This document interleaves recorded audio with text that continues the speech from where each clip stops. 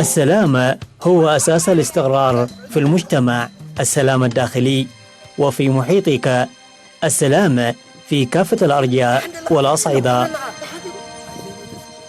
الذي شارف على نهايته صادف البشرية في العصر الحديث شيئا لم يكن في مخيلته.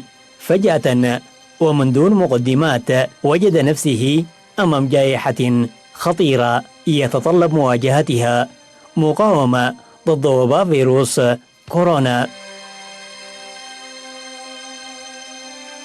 في الوقت الذي كنا فيه نشير بأن الأوضاع على ما يرام، ظهر مرض لا يسمح بتبادل المصافحة.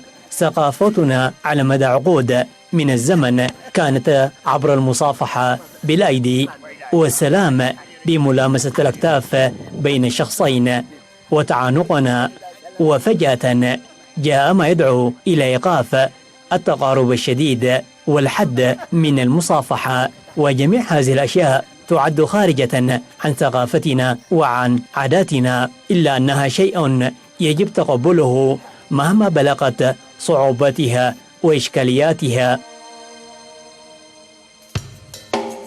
وحتى لا يجد فيروس كورونا موطئ قدم له، وحتى لا يتغير أسلوب المصافحة للأبد وإلى أجل مسمى، يجب تغيير أسلوب المصافحة.